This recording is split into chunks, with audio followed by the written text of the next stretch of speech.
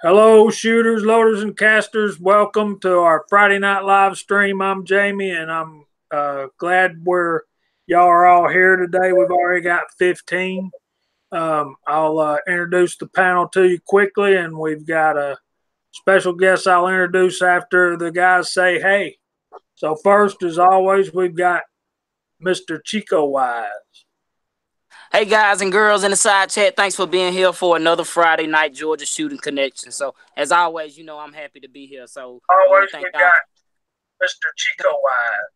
Thank y'all for being here. Hey guys and girls in the side chat, thanks for being here for another Friday night Georgia shooting connection. So as always, I'm happy to be here. So who's got the YouTube on?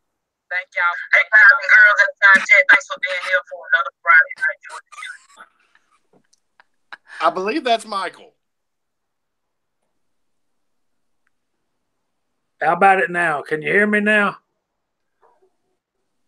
Yeah, you're good. Okay. Go for it, Kyle. Hey, guys. Good to see you again, as always. Great way to wind down a terrible Friday. Glad to be off work. Glad to be home. Got the kids here. They're chilling out, and I'm chilling out, and we're all just chilling out. I'm glad to hang out with everybody.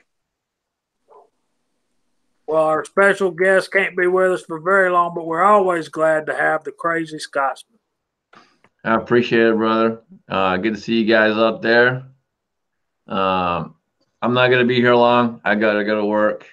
So, guys, don't tell on me. But, yeah, I got to go to work for a few hours. I got to shoot in the morning, so that should be fun. I will be taking video. But I appreciate being here. And these guys are doing a fantastic job. So thank you to everyone out there supporting these guys. Make sure you give it a thumbs up. Okay, I think, Mike, you're going to have to unmute yourself there. Roll it around. You'll see a microphone up there. Yeah, I got it. Sorry, guys. I forgot to mute it. Okay, our special guest tonight is, as you would know him as Mr. Ambiguity, a good fella, Georgia boy. He needs to grow his beard out a little more, but other than that, he's an all right kind of guy. I'm working on it. We're enjoying getting to know him and look forward to getting to know him better in the days and weeks ahead. So tell us about yourself and your channel, Mike. Channel is just whatever I'm doing, that's what I'm putting on it. Right now, we're working on doing some homesteading stuff. Throw some of that on there. And then when I start reloading, I'll be putting some of that on there. I'm working on getting that started here as soon as possible. And just whatever I do, I throw it up there. Cool, man. We're glad to have you with us tonight. Thanks for joining us. Yep, happy to be here. Thank you for having me. And if I'm not mistaken, didn't you win a box from the Scotsman? Oh, yeah, I did. Lee Reloading Press. Thank you, Scotsman. I appreciate it. That's starting the thing. And let's see if I can find it here. And I think Chico sent me this. So I've already got some bullets to start with. I've got some brass that I've saved. I'm just trying to get stuff together to get it started, slowly but surely. Rome wasn't built in a day. Yeah, you're just saying that because you know where I live. There was a unanimous vote to send you that press, brother. And yeah, there was. I saw that. When that vote came around, I was happy it did. Yeah, me too, man. I was over here typing Scotsman a message. Send it to Ambiguity. Of course, I didn't know how to pronounce that at that particular time. I'm glad I was able to type it. Thank you, guys. I really appreciate it. I will get started and put videos out. Just taking a little time. Well, one thing is we were getting ready for, and I was inviting Mike. One thing he brought up to me that y'all might find interesting, and we might get some feedback from the side chat there, is he bought some Remington UMC green and white box. Kyle knows about that stuff. He's got some 44 mags with that label on it that's still hanging around his house after several months. But my chrono knows about them. Yeah, your chrono knows about them too. But Ambiguity was telling me that in a SHTF type situation, he didn't know if he wanted to be using that particular ammunition because it smoked up the place so bad. And has anybody else out there noticed that or have any idea what might cause that? I mean, I know it's pretty much the powder and maybe the lube on the bullets that factory is using and stuff like that. But has anybody had that problem? I will say I've noticed it in the 44. I've never noticed it in the 9. So I'd say it's more than likely it's probably the lube they're putting on the bullet. That would be my guess. Yeah, I too have shot a lot of that 9mm ammo, and I haven't noticed it in 9 or 45. I've shot 45, and I even think I've shot some of their 5.56, and I think I might have noticed a little bit in the 5.56, but I wasn't paying that much attention to it. But I definitely haven't noticed it in the 9 and the 45. I used to buy that stuff up, especially when I can get it on a deal. So Yeah, he got a deal. Well, that's where I got it from. I got a deal on it from Academy, and it was like $5 or $6 a box for 50 rounds, and I couldn't turn it down. I bought the limit of 3. That's all they'd let me buy. And I figured, well, I'll shoot it. It'd give me some brass for later. And I went out and shot 10 rounds, and it's like, okay, I got to quit so I can see where I'm going now, because I mean, it was bad. And it kind of shocked me because I've never had an ammunition do that before. And of course, Michael Signs out there in the side chat's got a one-track. I would think. He said, "Was it a black powder load?" I would check the lot numbers on those 3 boxes if you still got it, if you still have them. Yeah. See if it's still got the same lot number. Yeah, that's what I'll do. I didn't think about that, but I'll check the 3 lot numbers and see if they're the same, and then I'll pull some out of each lot and go shoot it and see what it does. Right. Oh, Fuzz is in the side chat saying that he's stuck on just the opening where it's nothing. What does he need to do? Close that window out, refresh your notifications, and click on the new link. I used to do that all the time. I'd be halfway through chats. I'd be like, how come the camera's not changing? I can't see anything. That's all you got to do, brother. Just close it out, refresh your notifications, and click on it again, man. So it may be a little early yet, but we have 34 already. Chico, you want to run them down? Yeah, definitely. I'll definitely do that. I'm going to start. It's at 8 o'clock.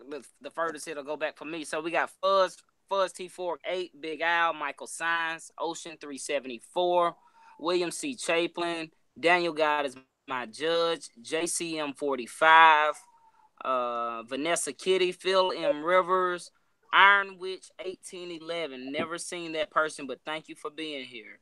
Jesse B. Outdoors. I say Michael Signs, Idaho Rogers, USMC. We also have, I seen somebody else that was different. Yeah, Jolette Slinger, Coach Brothers Firearms, Brody 556, James Pollard, Treads out there, and Big Al. And that is it at the moment. James Owens, how you doing, sir? Just showed up. And Mario Mosen, sorry. Battle Bean out there. I'm so glad he joined us. Y'all ready? All together. Hey.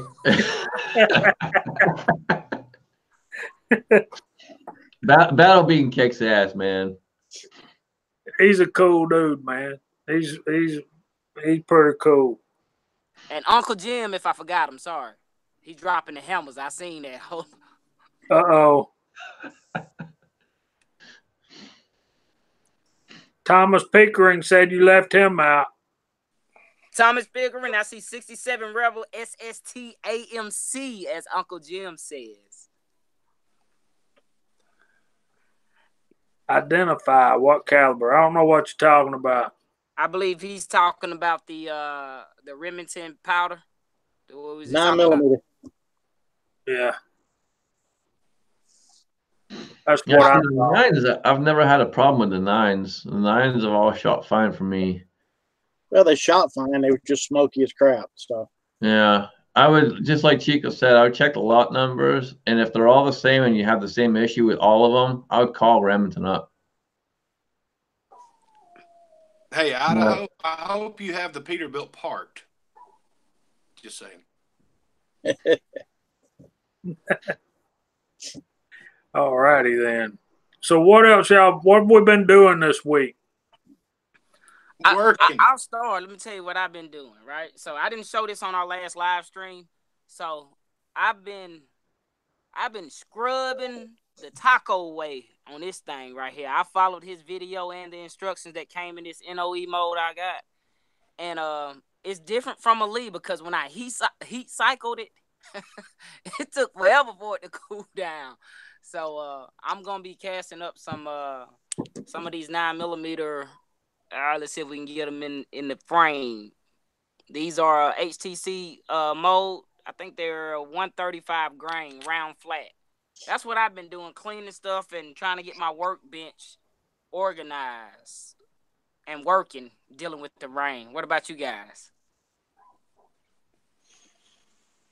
Man, it's been a tough week for me. I got to tell y'all, and I don't mean to whine, but I'm going to whine for a minute. I've been, y'all know I had some medical issues, and I've been trying to wear this heart monitor they sent to me. But I got some good news about that. 2 more days. Sunday, this thing's coming off, and your boy's going to sleep like a rock. Because, see, what happens is you got these connectors on, you got these little stickers, and you got the connectors on. The phone monitors and sends the stuff back to wherever they are. And so if you roll over and pull one of those little leads off, the phone starts beeping. So you got to wake up, go over there and touch the phone, and then figure out which lead came off so you can connect it back up. I hope you guys never have to do anything like that today. So I went to the what do you call it, the cardiologist today. Was my first appointment after being out of hospital. You know what they said? Nothing. I mean nothing. You know how the doctors are. Well, where does it hurt? I said, I don't hurt. I don't need to be here. I said, you're right. You don't need to be here. Come back in 1 year. So I'll go back in 1 year. But Sunday, Scotsman, right as we were getting off of foreign and domestic Sunday, you remember my son called me on the phone. I had to mute it. Yep. We lost our dog last Sunday. We've had that dog for a black lab mix. We've had that dog 14 years, and that took a lot out of the family. So we're still trying to get over that. And yeah, so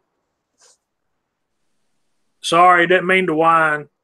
You're good, brother. You're good. First off, dude, I'm sorry about the dog, man. I can understand that. I've lost a couple over the years, so I can understand that. That's hard to get over sometimes. I had one particular Kenjo. We had him for almost 13 years. So I can definitely understand that, man. They become a member of your family, and when they finally pass away, it's like losing a member of the family, literally. And that's why Kyle won't have a dog to this day, and I do not blame him at all. I really don't. Yeah, it's tough, man. Definitely tough. But thanks, Big Al. I need your prayers. But I think my health is better than they wanna give me credit for, really. I just got really tired of getting $50 to death with specialty co-pays, and they never did anything. So yeah, I'm scared to find out what the copay is going to be for me here in a few weeks. We'll find out. I got to go in for a sleep study because my sleep is all screwed up. So you sleep fine. I sleep like crap, but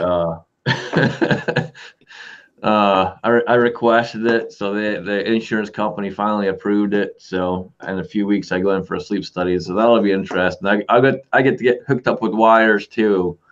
So we'll see how that goes. That's always fun. Uncle Jim, I can't believe he did that.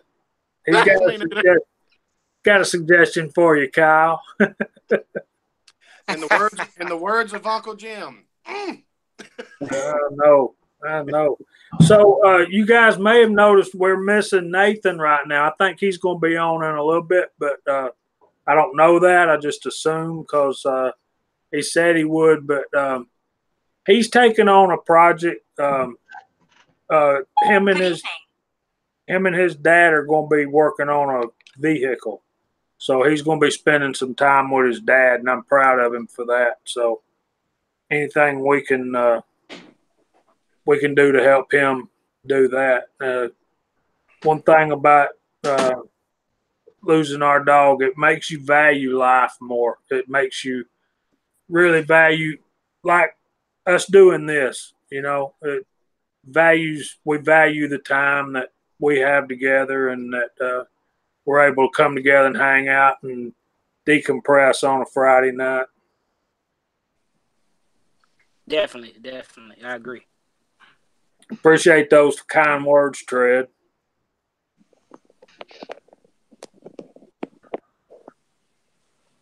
Yeah, we got Butterbean and Battle Bean in the side chat. Welcome to Butterbean. Have we seen him in here before? I think so. I haven't. I don't think I've seen him before, but there's plenty of new guys showing up, which is good. Absolutely good. There's a lot of people starting to come in and follow and watch this weekly show, and it's awesome. You guys are doing a fantastic job. That's kind of why I wanted to be here. I just want to let you guys know you're doing a fantastic job. Keep up the great freaking work. I love you guys. You do awesome. And you guys all know your family. And Mike, you know your family too, brother. Appreciate it.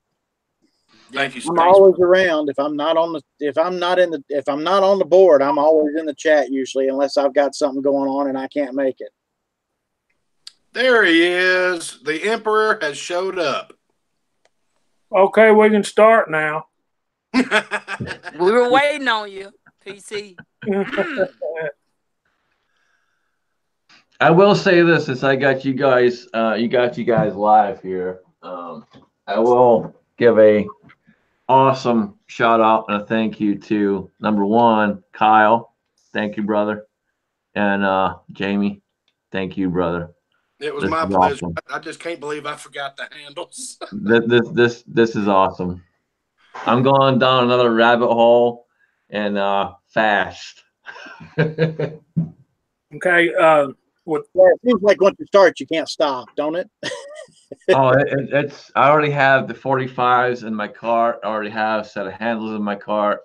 I have some other stuff. Yeah, it's going downhill quick. I have 5 different kinds of powder coat. Yeah. I can't wait to see some of those colors. I've tried a couple of them, and I can tell you a couple not to try. I've tried a lot of different ways with them and just can't really get them to do it.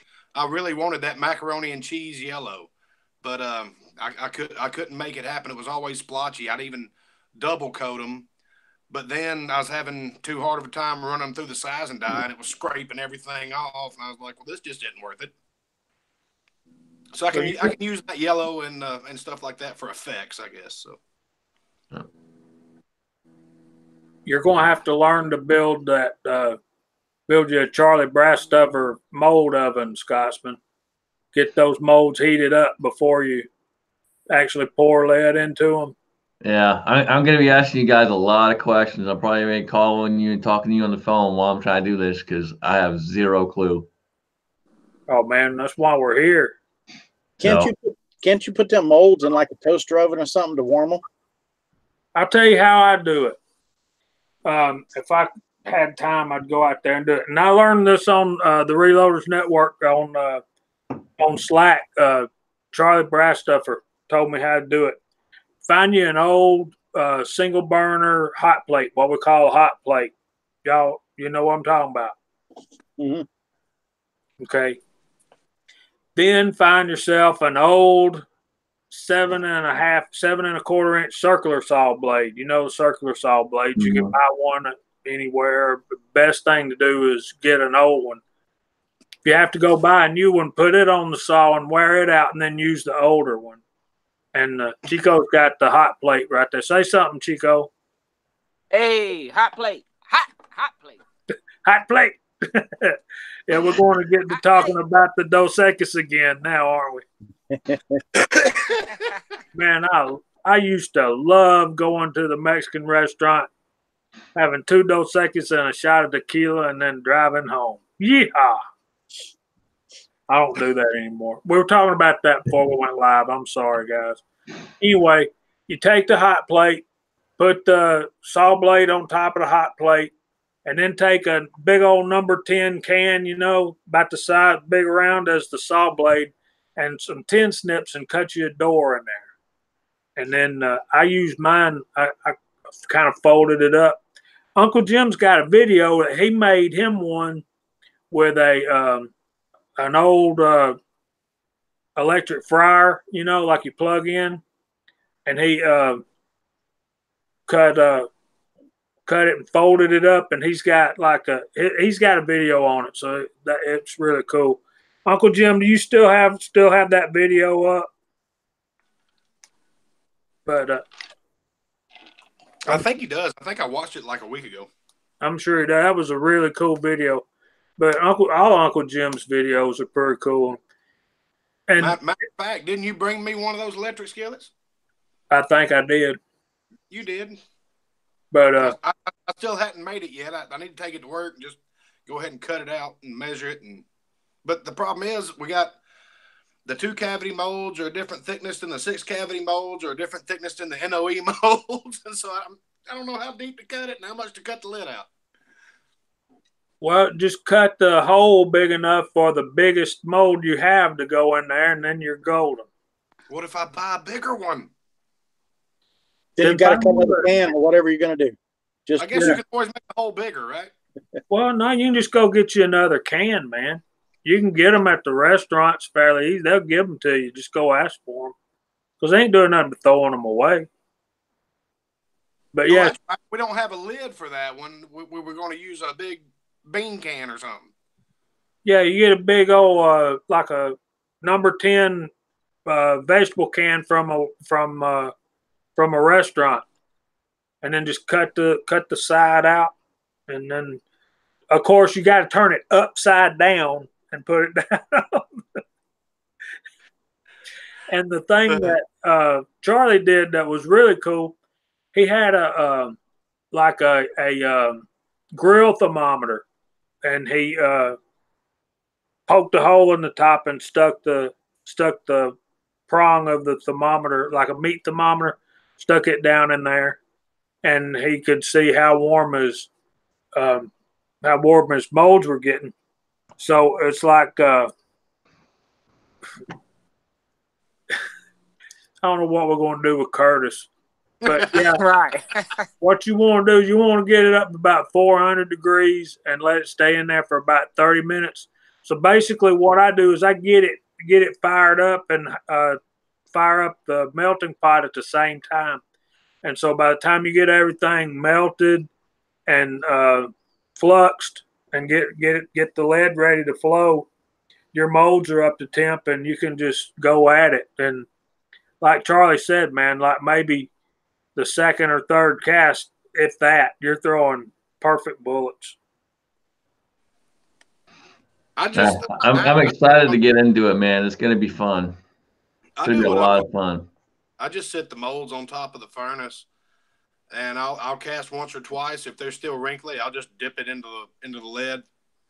Go smoke a cigarette, come back, and that baby's good and hot.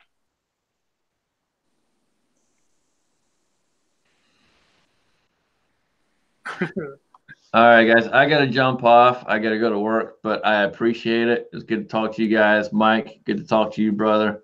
Yeah, man. Have a good night. Guys, if you have not smashed that thumbs up, do so. These guys rock. Smash it up. You guys, take care. I'll talk to you later. Broke my screen, man. See you, bro. Bye, Scotsman. Don't work too hard, brother. I don't plan on it. Have a good day, guys.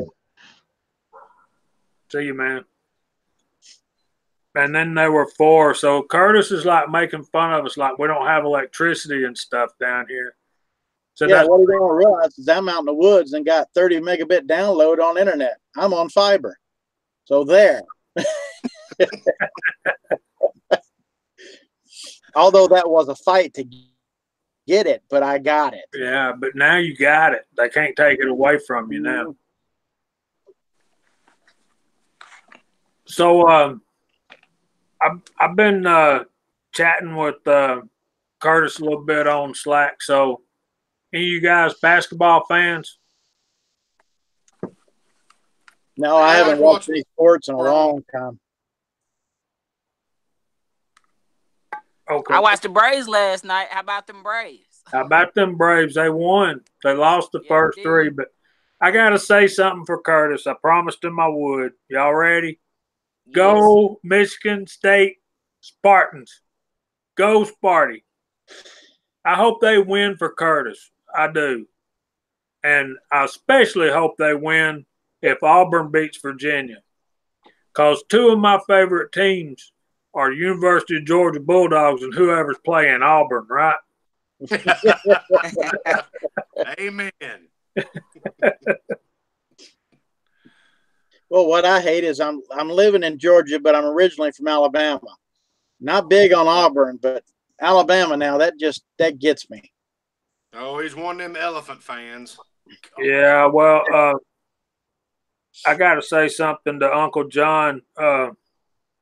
We have an NBA team in Georgia, but when I talk about sports, unless it's the Braves, I like the Braves, I like the Falcons, but the only kind of basketball I would watch would be college basketball, NCAA.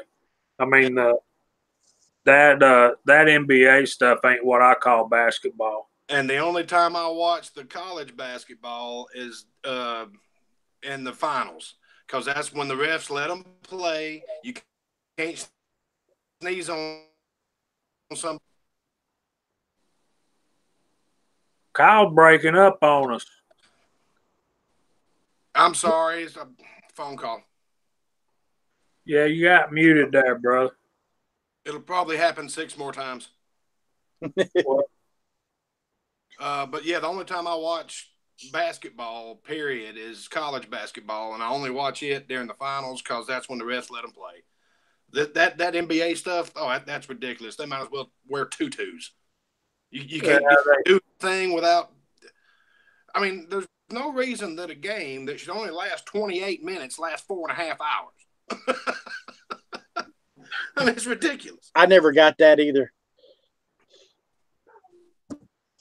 I don't watch a whole lot of any kind of professional ball. I'll watch college ball if it's football, but I'm really not big on the NFL and NBA and all that. I'd rather watch college, and mainly it's football. I want to watch them when the boys just want to play. Let us play. Right. That's why college is so much better. But back to kind of reloading and casting. Kyle, you remember the first time I came to your house and we made a video? Yeah. And we had won some molds from Taco. Mm-hmm. Here's a bullet I cast out of that mold. Can you see it? That is 311 165 round nose flat point. And that powder coat is that's copper penny with a little bit of that V-twin orange on top of it, or maybe vice versa. But anyway, man, that turned out to be a good-looking bullet, man. Is that an Eastwood powder? Yeah, I think you went with the V-twin orange and then went with the copper over the top of it. I think that's what I did. Yeah, that V-twin orange, I had such high hopes for that, and it just won't stick. But I'm gonna try Tin Man's trick. You know where he takes that PVC thing, because I have that same rock tumbler, so I'm gonna build me one of them things and see what happens. But I can use this in my my finished M39. I can use it in 30-30 or 30-06. So I got 3 weapons I can use that bullet in. Of course, I owe Tin Man a video on the different 30 caliber molds I have. So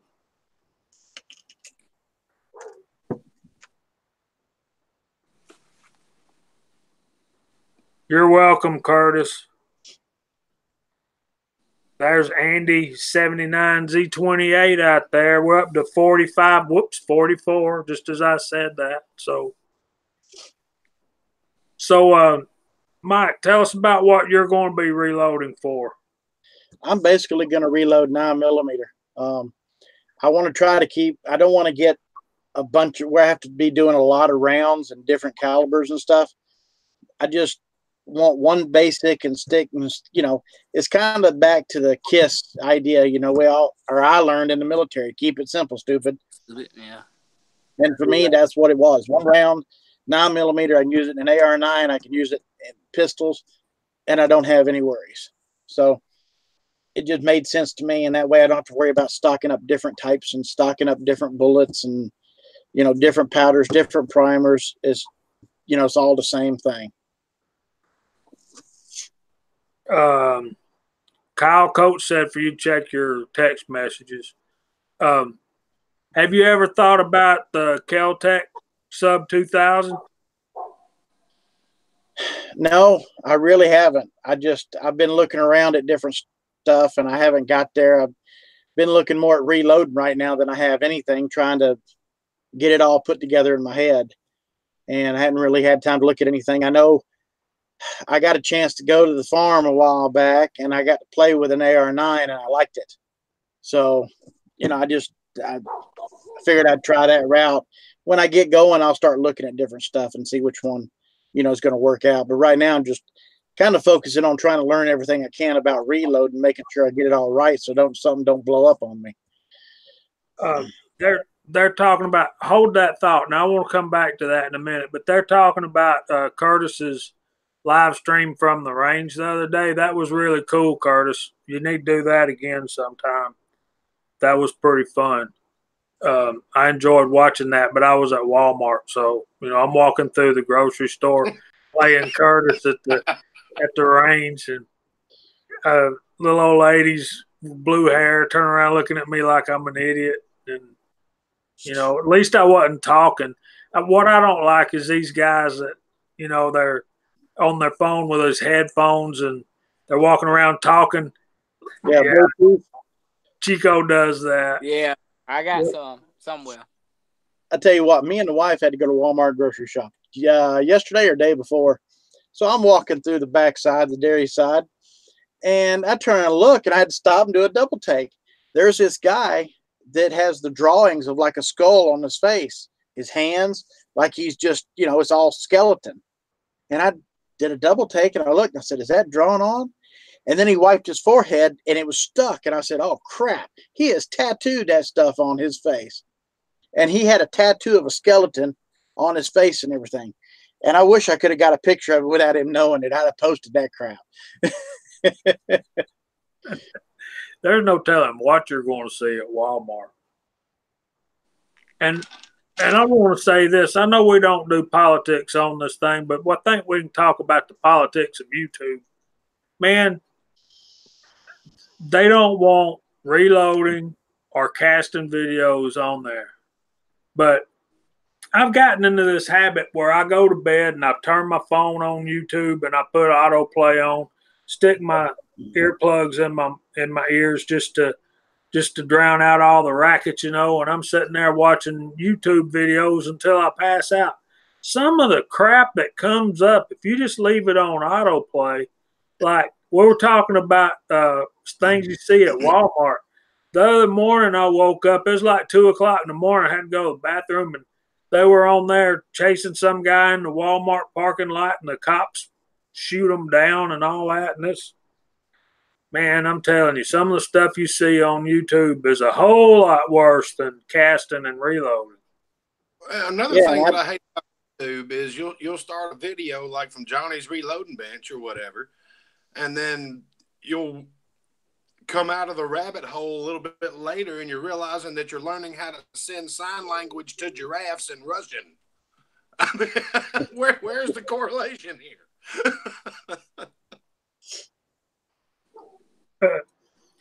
Oh, me, I shouldn't have said that. Okay, sorry. Back to the 9mm thing. All right. AR, 9mm. And I don't mean to sound stupid, but y'all need to correct. I'm asking because I don't know. You doing a 9mm and doing a 9mm AR. Can you just take the upper off of that and use the same lower for like 223, 5.56, or is it a completely different lower? I'm thinking it's a different lower. They have some kind of extension blocks you can use, but that wouldn't because I've been looking into them too. That wouldn't be my preferred method. I think I'm gonna go the route like Uncle Jim, and Uncle Jim knows a lot about those AR-9s, and because I shoot a lot of 9 and load a lot of 9, that's probably gonna be my next on my list after 308. But it depends on how it's built. How you design the rifle to start with, or if you want to take an existing rifle and convert it to 9. They do make some adapters and special mags and stuff like that will fit in a normal size magazine well. But they do make 9mm or pistol specific lowers that you buy the correct magazine for it. And I've heard that those work the best. The conversion kits and conversion mags, there's a lot of feeding problems and stuff like that from what I've heard. Well, that's Brody's asking what's the big deal with a 9mm AR. I think one of the things we're all looking for is to carry if SHTF stuff happens, we want to carry as few different and as light of a load as we can. And so if you've got handguns and a carbine that use the same thing, that's great. But who was it? Andy said he's got the Ruger PC carbine 9mm and he really loves it. So with all that being said, I'm not so sure. I wouldn't want something like the Sub 2000 or the Ruger PC in a 9mm to go with my handguns rather than an AR, because the only reason I would want an AR in 9mm is so I could swap back and forth between that and a 223. And Uncle Jim said you can use blocks and adapters, but they're real cheesy. Yeah. So it's popular that the magazines. So you guys know the most popular firearm, right? Probably everybody, not everybody, but a lot of people have them. Those AR-9s I don't think they're just specific to Glock magazines, but they do take the Glock magazines, a lot of them, if not all of them. I think you can change them. I know the Sub 2000 does too. Yeah, I think most all of them are Glock 9mm magazines. Yeah, what I've seen they are. But it's just easier to carry one. If the shit hits the fan, it's easier to carry one instead of carry 5. Correct. Because you can. Yeah, you're not going to be able to with an AR-9, you're not going to be able to reach out at 300 meters probably to touch somebody, but you're going to be able to get out there and get them away from you if something happens. Because we all know a pistol's just to get you to your carbine. So if you've got that, you've got both of them right there, and it's somewhat compact, so it's not it's not near as hard to carry. Oh boy, I love you guys, but I love my wife more. Well, thank God. Hello, Mrs. JH. Hey, Lisa. Hey. We got to have ladies' night on here one night. Have all of our wives and girlfriends on. Yeah, y'all have to talk English, though. I don't know if I've told y'all. She doesn't watch any of my videos or live streams because she says we don't speak English. We talk a total different language, and she don't understand a word that we say. My wife watches mine, and what's funny is my grandkids watch them more than my wife does. And if I don't put one out, they'll come to me and say, Papa, when you gonna make another video? I'm looking for yours, and it's not there. So I was like, crap, I got to figure out what to do. And I haven't had time to really do anything. I was going to try to make one the other day, but it started raining on me, and it was like crap. So, but yeah, my wife won't watch them because she says, you're talking something I don't even understand. We'll be going down the road and we'll start talking, and she'll just look at me and she goes, I'm going to sit here and listen, and I'm not going to say a word because I have no idea what you're talking about. I just say, okay, just sit there, look pretty, and nod your head. Yeah. Well, the good thing Until is, I want to buy something, and then she starts doing this. Yeah, if she does start figuring it out, she might get into it too. Then you got to buy everything twice. Well, no, I doubt she really will. She's not a big one into guns at all.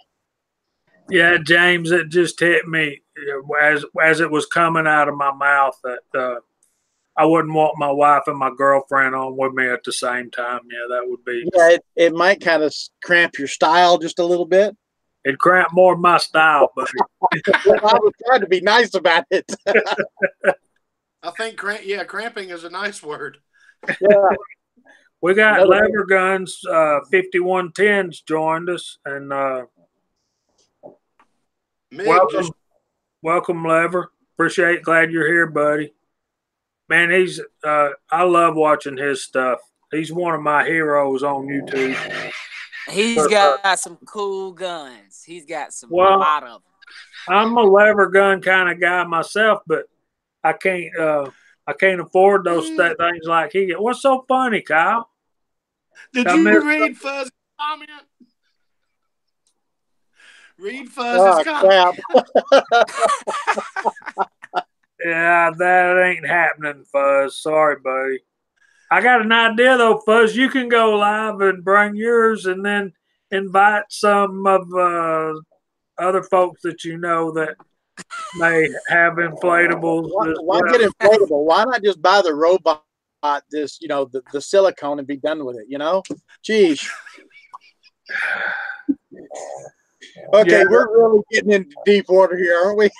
Yeah, I shouldn't have asked Kyle what he was laughing at. That's my bad, guys. Y'all forgive me.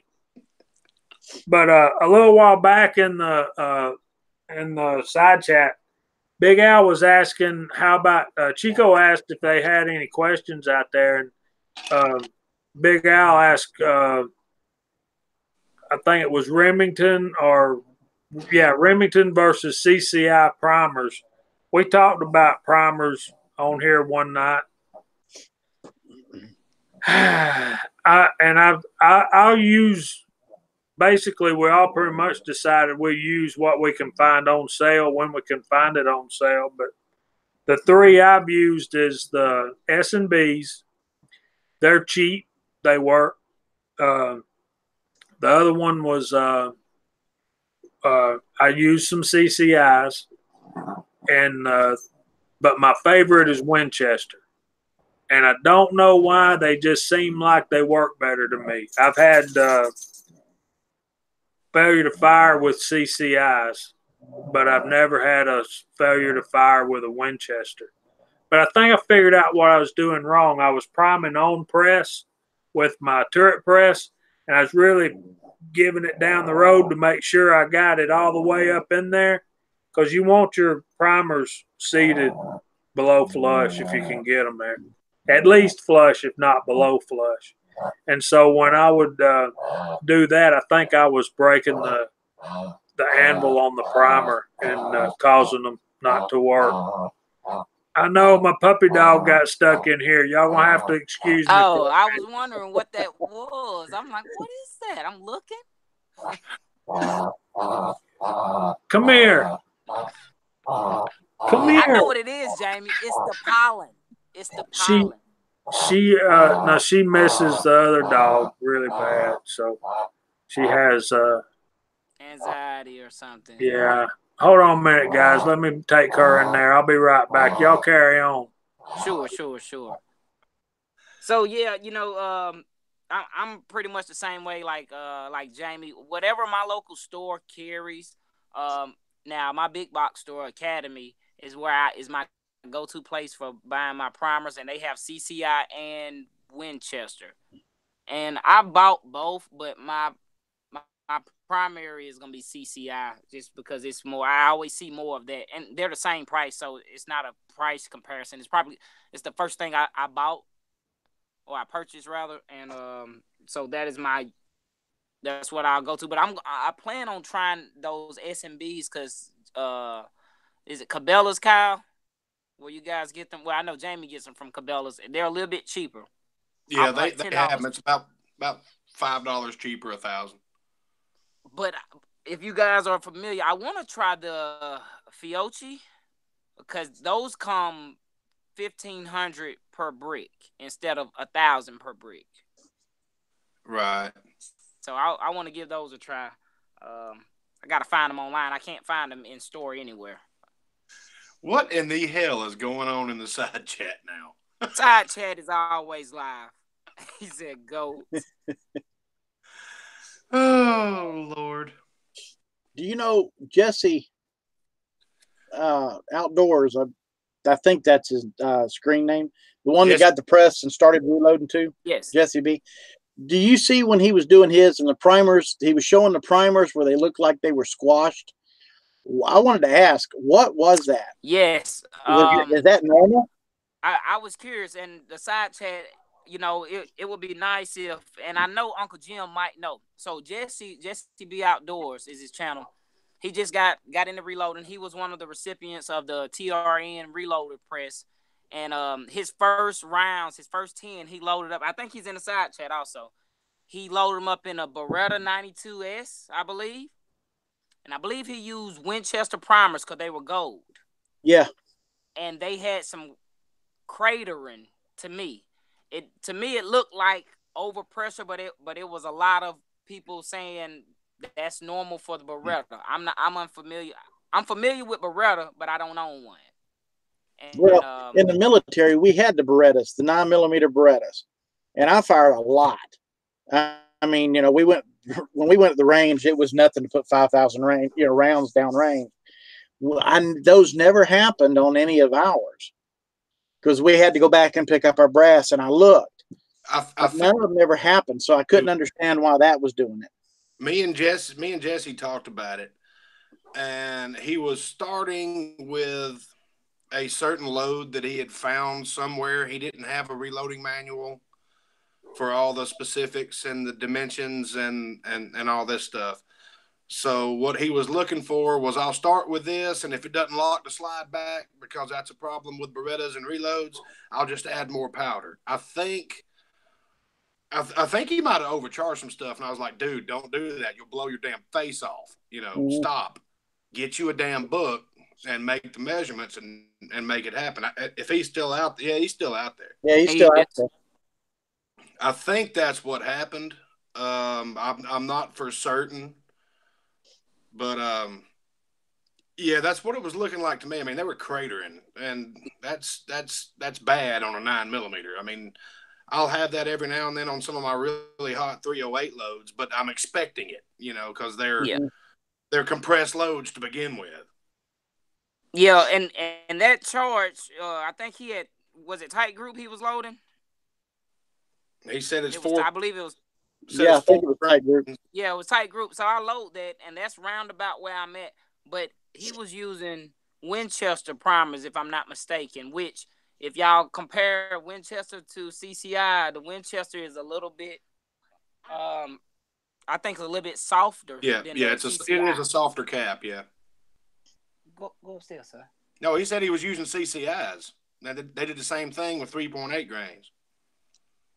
Okay, so and Well, I we're see using Uncle Jim Winchester said, and the CCIs, and they both done the same thing. yeah. I see Uncle Jim said Beretta. Where is it at? Primer hole on Beretta. So Uncle Jim, since you're out there, is that typical? Like Uncle Jim, is that typical? So yeah, but he says flow in the primer hole. Yeah, I was curious too, but I see it was a lot of people that commented on that video that said that's how Berettas are, which like I was unfamiliar, but when I first looked at it, I was like, man, I think that's an overpressure sign. Yeah, I know something didn't look right because I'd never seen one do that, and it was like, oh crap, I hope he ain't loading too heavy and going to mess something up. But when I saw he got the book, then I said, okay, yeah, now you start reading and go back and look. Yeah, and like with me, and I'm still a new reloader. July will make 1 year I've been reloading. And I read, and I was nervous. I think all my first loads were undercharged because I started out at the beginning and then still reduced 10%. So like if my book said start off at 3.8, I took away 10%, which is like almost 4, 0.4. So I had like 3.4 grains starting off, and then I worked my way up, and that's just because I was being real cautious. I didn't want to blow nothing up, didn't want to hurt myself, and I mean it's all a learning thing. But when you're doing it, you just want to make sure you're safe. Not saying he wasn't safe. It's just I haven't seen primers struck from a Beretta, or I haven't paid attention to it rather. He says he's got a video coming up tomorrow. I'll definitely be watching, checking it out. Let me step away real quick, check on my son, guys and girls. Go ahead, man. I'm back. So, what bullet was he using? Do we know? I think he had bought some and got them in. I'm not sure which one it was. I know today he put out a video using the ones Chico sent him. But I think those was just bullets he had bought and ordered offline and got them. I don't remember which ones they was. Well, I think one of the first things we need to do when we decide we're going to be reloading something is to settle on the bullet, decide what bullet we're going to use first and foremost, and then we can work from there. He said 115 grain Hornady.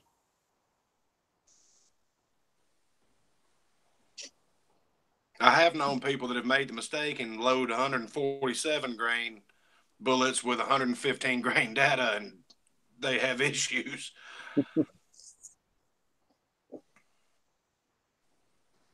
Yeah, I'm not even seeing in this book. I'm not seeing tight group listed. There it is for a lead bullet. Yeah, 3.9 to 4.3 for a lead bullet. Wait a minute, here's copper plated.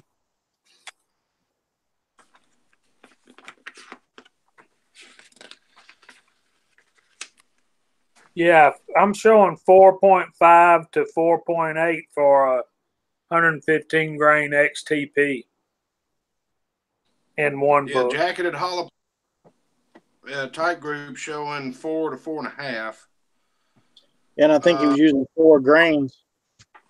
Yeah, I'm still using power pistol in mine. Yeah. And then I'm sure Jesse B sees the comments in the side. So your charge could be correct. And I remember he was saying, his his press was moving. Well, actually, the bench was moving a little bit. So any additional seating depth could increase that pressure. And you can't even calculate it, really. Right, Jamie? Yes, you got to really pay attention to your overall length. Like Uncle Jim was saying, seating pressure as well.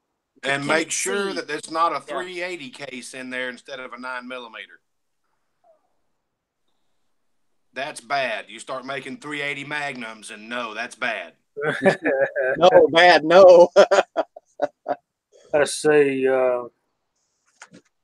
Wow, man, that's the XTP, right? Yeah, Andy says he's using Barry's bullets 115 with 4 grains of tight group. Andy, what's your COL on that? It's showing power pistol 1.125. And about he's doing 1.100, I think. Yeah, 380 plus P, Jag says. Yeah, so anyway, we can look up. That's bad. But yeah, that's okay, Andy. Well, yeah, tight group is a fast powder, and I like tight group. A little bit goes a long way, and it shoots tight groups. It's very accurate. Just what I'm blowing through out of my ammo can was loaded with power pistol. I hadn't replenished it. What we all shot, me, you, Chico, and Scotsman, was all power pistol. I've got another can full of tight group. I just hadn't blended them together yet. I want to shoot all of one before I went to the other. There's Scott Insight Freedom. That's the first time I've seen him. So it's almost 9. Chico, do you need to run through the chat room? Yeah, definitely. I'm gonna go back to the top. If furthers it let me go, which is at 8:30. And then we're gonna go through. So number 1 is Pamela Earp. And then we got Phil M. Rivers, William C. Chaplin, Fuzz T. Fork, Andy 79 Z28, Kyle Lusk is on the panel, Ocean 374, PC Bullet Empire, JCM 45, Uncle Jim, Coach Brothers Firearms with us. We got JH 586, and we're on his channel right now. Big Al still here, Idaho Rogers, Michael Sines, the Crazy Scotsman is still out there listening and working. Listen while you work. Okay. Who else? We got Big Al. Did I say that? Who else? Brody 556, Vanessa Kitty, Jesse B Outdoors, Mario Mosen. I seen a few different names that wasn't too familiar, and there I'm scrolling up looking for them. Cameron Brayan, Lever Guns 5110 Tread. Who else do we have? We have new people. Measuring Grains, Mig, and Duckville, Missouri. He showed up. And Jag won, and that is it for now. That sneaky devil. Well, thanks everybody for jumping in with us tonight. And I know I'm not as good a host as Nathan is, but I just try to fill in. Basically, you're stuck with me because I'm the only one that can work the computer. I'm hoping we can Chico's going to get a laptop, and we're going to be able to train him to host some too, and we can switch back and forth. Yeah, so it's no burnout. Hey, also I want to mention Insight Freedom, 67 Rebel, and I think those are the only 2 I left out. You know what? I'll tell you another thing. My rookiness, when I first started, I was doing like 10 rounds of each, and I think Uncle Jim was like, "You do 5, right?" So because if you mess up, I only gotta take apart 5 bullets, right? Instead of You know, well, if you mess up, you really don't have to take apart no bullet. Probably 3 or 4. You know, if you notice you mess up. So what I'll do, and I still do it, I'll load up, especially when I'm working on load development. I'll do 5 with 1 charge, same bullet, same length. So say it's 3.8. I do 5 there, and I go up 3/10 on each, almost on no matter what it is, 3/10.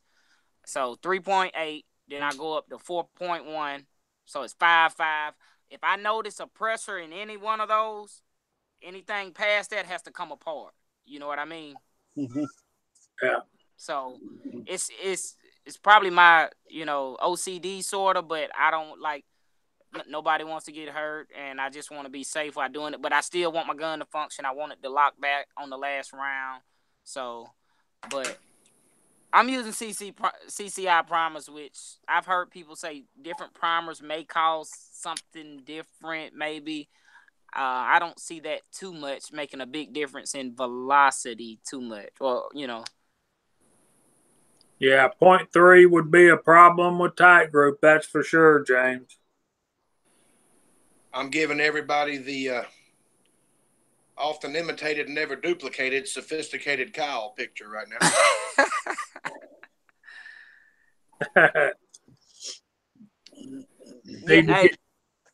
Need to get him one of them fox hunting hats, Chico. A fox, yeah, with the tail on the back. Yeah. Hey, Insight's right, man. I've been looking for a deal on a computer, so I've been looking all around looking for them deals, trying to get. Bring Walmart. forth the foxes. Gotta find me Bring another forth Walmart the foxes. Yeah, Mario, you need to get you some tight group, buddy. It shoots really good. I never did care for CFE pistol too much, and the reason I bought it because I like the velocity that it was rated for from the reloading data that I had, but it didn't shoot like tight group does to me. Now I could be doing something wrong. And there's Ozark. What's up, brother? Hey, brother. But yeah, power pistol. Those are my 2 go-tos. What's that? Tight group and power pistol? Yeah, I've got CFE pistol. I wasn't real happy with it. I didn't spend a whole lot of time playing with it because I already had power pistol and tight group worked up. I just put the cap back on it and stuck it in there for a rainy day. Yeah. And that was with it. Sorry, my bad. Go ahead, Jamie. No, I was just saying that's what I've got. I just back there for when I'm out and can't get nothing else, basically. Yeah, that's a common, you know, to me, when I first seen CFE pistol, and I was like, what's the CFE? So it's copper file and eraser. And so I was, you know, that's appealing, right? Like as an advertisement type deal. But that was the first powder I loaded. And if you compare CFE pistol, in my opinion, to tight group, or actually this is the facts. It ain't my opinion. These are the facts. CFE pistol to tight group, the variance or the tolerance is much larger on the CFE pistol compared to tight group. So when I got tight group, I was like, hold up, I can only go a grain in between. It was like I didn't have much to play with. And another one you need to watch out for that a lot of people use, but a lot of people don't, I guess, respect, because I've seen a lot of people mess up, is ram shot silhouette. That stuff is volatile as crap. So it's a fast powder. Is that correct? 3/10 means a lot. Right. It really does. Yeah. Okay. Curtis said he likes CFE pistol, and Lead Mining 44 says CFE pistol likes a shorter OAL. So maybe that's what I'm doing wrong. I'm not pushing the bullet down in there far enough.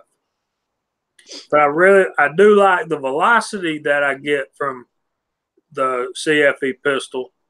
And like Chico says, if you got more of a range in there between your minimum and max, there's more room for you to find a charge that your gun likes. So right. But see, I get that. I've got 8-pound jug of tight group and I think it was a 4-pound jug of power pistol, and I already had loads worked up for those, and they were perfect. I was playing with 220 or a CFE pistol, and I loaded up like 3 different charges, and I was like, I'll just stick with what I've already got loaded up. So if I have to, I can come up with one, I'm sure. but I'll stick with what I've already got loaded. Yeah, the room for error is in tight group is minimal. As in CFE, you got a little more to play with. You see what I'm saying? So you can kind of, I don't want to say mess up, but you got more room to mess up. Whereas CFE pistol, I was just talking about my 3/10. I don't think I could do that in CFE pistol. I think I had to go 2/10 of a grain when I still made 15 rounds with 3 different charges. But whatever it is, the starting for 9mm CFE pistol, for tight group, if it's 4.0, I think you can only go to 5. I think it's only like a grain is the variance in it. Yeah, it's a very low volume powder with a pretty big bang, and I think Silhouette's a little bit higher on the burn rate chart. Silhouette's like 3.2 to 3.7 is that's your window. I've got it. I've loaded some with it. I just didn't. Before I got powder measures that would actually drop powder accordingly, I didn't feel comfortable with it. Scott. So, you might be a reloader if when you go buy your powder, you're doing calculations, figuring out how many bullets you can get. So that's one thing, with your powder charge. So I like tight group now. How many grains are in a pound? Right, it's 7,000, right? So you like, okay, especially if you have your charge for tight group. If you know your charge for tight group is 4 grains, you like, okay, I get 1 pound of this, I can make 2,333 bullets from 1 pound. Right. That's 2. So CFE is like 4.9 or something like that for me. But Well, that's assuming that you're not using elite auto drum, because you're going to spill probably. You're gonna spill what? You're going to spill probably 10 rounds worth of powder with it. Not really. I'm just kidding. Yeah, mine's not spilling tight group. Yeah, mine probably doesn't spill tight group either. But man, this one you gave me, Kyle, this auto disc is working pretty dang good, man. With this powder, I'm damn near neglect or regretting giving you that damn thing, because that was a damn fine powder measure. Well, brother, you can get it back anytime you want it. All you got to do is say, hey, man, let me borrow my disc. Let me borrow what I gave you back. But, yeah, it's working out pretty good. And this clean shot, which is Shooter's World's equivalent or close to tight group. Let's see if I can read this little bitty print. Tight group, spear, 150, 15 grain full metal jacket. Max load is 4.6 grains. But that's running at 1,170 feet per second. And that's reaching the upper limits of what I would want 9mm to run. Yeah, I ain't played with, the only 2 Shooters Worlds are the heavy pistol that you gave me and the Blackout that I bought when we went to the gun show together. Those are the only 2 that I've really played with, and I've been pleasantly surprised with both of them, especially when it's only $18 a pound. Yeah, $18. 18, 19. It's $20 or less. I have bought Shooter's World powder for like $14.99, but I had to go up to North Georgia to get it at that price. Right. So I had to drive an hour to go get it. Yeah, that's what I paid for mine at the gun show, $17.99 plus tax, whatever. It's 6% sale tax in most places in Georgia. So, but I don't know if it's just my store, but Tight Group, which is a powder I like, and a lot of people in the on the panel and in the side chat like. It seems to be fairly cheap at my local academy. It's like it's not the regular $25 or $24. It's $20 For Shooters World powders. No, for a Tight Group. Oh, Tight Group. Yeah, Tight Group's a little cheaper. I won't have to buy a Tight Group for a while. I looked up and found an 8-pound jug of it, and I jumped on that. Yeah. So we are blessed with the pastor's presence, and Ozark Spirit popped in. So welcome, Georgia Boy 44. You got a link, brother, as always. I can't see the side chat because I'm on the back porch, but good to see you, Georgia Boy. And Ozark. Yeah. Yeah, Jesse B says $19.99 here for Tight Group. Okay, so it's not just my store. Okay. So Eagle's out there too, and he put out a video today about pillar bedding his Mossberg, and I'm really looking forward to seeing the rest of that series. He's starting up a series. Oh, that's a whole nother rabbit hole. Glass bed in your rifle? Oh, Lord. Yeah. Yeah. He pillar bedded it and glass bedded the action. It loaded it perfect. It changes all of the harmonics. Any load that you had worked up, you're going to have to start from scratch. It changes all the barrel harmonics, especially shooting long. It's better for longer range because it gives you a firmer platform to shoot from. But whatever you had worked up for yours, once you glass bed it, it's time to start from scratch. Yeah. So I want to ask Mike a question. Are you well? Obviously, since you won the press, you're familiar with the Reloaders Network because you won, so you had to go through the criteria through the Reloaders Network. Are you on Slack? Yeah, I'm on Slack. Okay. I'm under ambiguity. I've got on there and talked to Jamie the other night. Okay. So. Now I know you're in the sticks because you said it earlier. Have you? But you said you got a Walmart out there. I'm wondering what kind of deals are out there. But no. Well, I tell you, I've been looking on the famous website, if you know what I'm talking about. Right. And the deals that everybody's getting ain't here. Yeah, small towns. I've been looking for them. Sometimes they are, but I was wondering about like, are you think you're gonna have a problem getting your reloading supplies locally?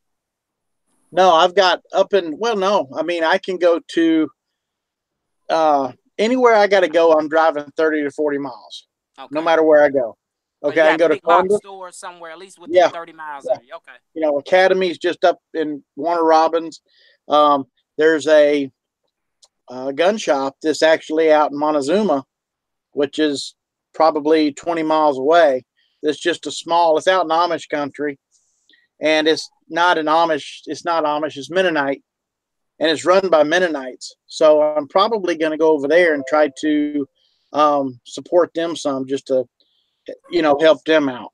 I know. Instead of going to the big box stores. I was going to save that question for the after chat, but I know now about where you live. Yep. I'm between Columbus, Georgia, and Macon, Georgia. Mm-hmm. Okay. So look, because Uncle Jim's gonna love this. Don't leave out the thrift stores, because somehow Uncle Jim finding brass and primers at his thrift stores. But and now I would check. Getting lead. Yeah, he's getting lead. I seen this video the other day where the guy has a lot of stuff, but I figure where Mike is, he may find a small mom and pop, shop, or even small store that it may not be out there in the open. You may have to ask him about it, But what I can say, in typical Uncle Jim fashion, he said, "Will you sell me the doorstop?" Yeah, he said the lid. He said on the doorstop. Yeah, I've seen that. Yeah, what I liked about that is he said, "Yeah, it's really soft too because it mushrooms all the time. Yeah. Leave it to Jim to take everything, including the doorstop. Hey, Uncle Jim said, "Look, I can't find no pewter though." He said that mug still $4. So Like, Scott, talk about the mug that looked like this, Uncle Jim. rub it in, man. That's cruel, Chico. My mom and dad actually stopped by the house while I was watching one of Cranky's videos on pewter. And Mom come bebopping in, and hey, what's going on? I was just watching a video, and he says the word pewter and, starts talking about stamping and all that stuff. And there's still quite a bit of my mom and dad's stuff here at the house. And she said, "Don't you start melting down my plates." Uh-oh. And the truth comes out. Yep. Kyle gonna get himself in trouble if he ain't careful. Left the shit here. Yeah, we'll have to start charging her storage fees, Kyle. Oh, crap. Battery's dying. Uh-oh. Yep, hang on. Jeez. Oh, hang on. I got to do a bunch of clicking. So Scott knows a little bit about Georgia. He said ambiguity lives on the good side of you, fella. Yep. I guess so. Depends on how you look at it, I guess. It's each their own. I just know I like living out here in the sticks. People don't mess with me too much, so I'm happy. I love listening to people that ain't from around here, and they go, "Are you talking about EU Fowler?" Like, no, that's not how you say it. It's like you follow me to the store. Well, it's like in Warner Robins is Houston County. Oh yeah. Okay. Well, it's spelled like Houston. So, everybody sees it and they come up and go, "Yeah, we're going to Houston County." I said, "No, you're going to Houston County." No. Because they're from Alabama and Houston County and they spelled the same way. So it drives me nuts when they start doing that. I used to call it Houston County. We got a 4-wheeler park up in North Georgia that's called, it's spelled Houston Valley, but it ain't. It's Houston Valley. Mm-hmm. It's just something about Georgia that they pronounce it that way. That ain't nothing, man.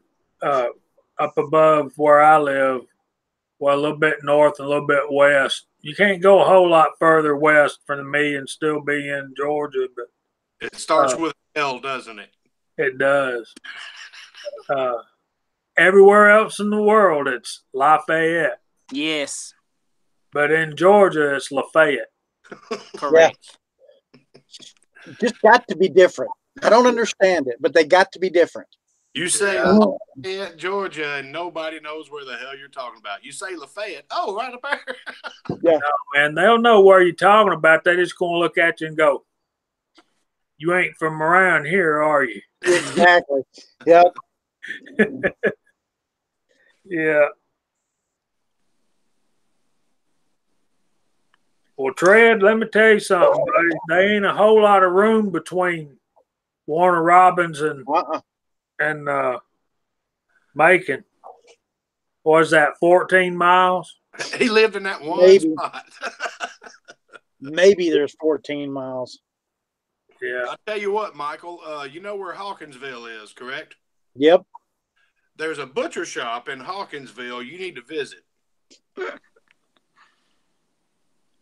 We used to go down there. A guy I worked with was from down there, and he was friends with the butcher, kind of like I'm friends with my butcher. But apparently he was real deep family friends with the butcher.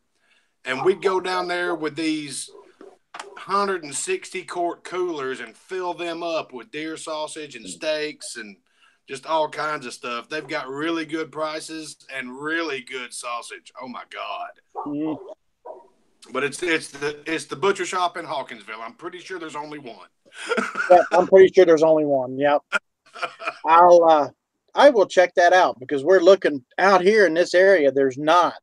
The one they had in Thomaston, which is 40 miles north of me, it closed down.